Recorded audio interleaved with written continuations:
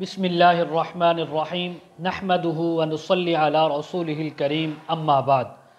آج آپ کی خدمت میں دل کے مریضوں کا ایک بہترین وظیفہ اور علاج پیش کر رہے ہیں۔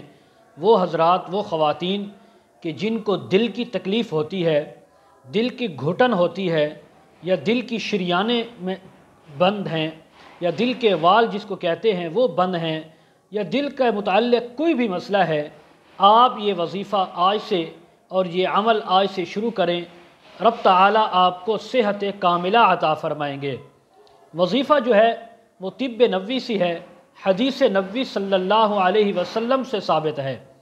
حضرت سعد بن ابی وقاص رضی اللہ تعالی عنہ فرماتے ہیں کہ جناب نبی کریم صلی اللہ علیہ وسلم میری عیادت کے لیے تشریف لائے۔ چونکہ میں بیمار تھا، حضور نے آ کر میرے سینے پر دست مبارک رکھا، میں نے اس سے بہت زیادہ ٹھنڈک محسوس کی اپنے دل میں۔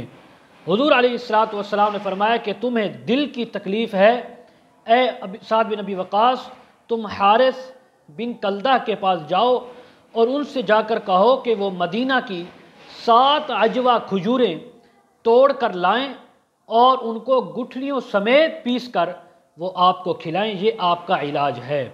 اسی سے پھر علماء نے، حکماء نے اس بات کو لیا ہے کہ اگر کوئی دل کا مریض 40 دن تک 7 عجوہ کھجوریں گٹھلیوں سمیت روزانہ صاف ستھری کر کے وہ پیس کر ان کو کھاتا رہے تو رب تعالیٰ اس کو شفائے کاملہ عاجلہ عطا فرمائیں گے۔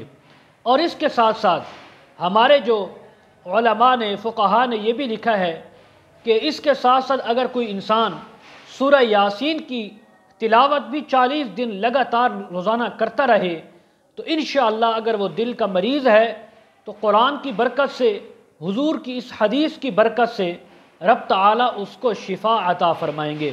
شرط یہ ہے کہ وظیفہ آپ نے 2 نیتوں سے کرنا ہے۔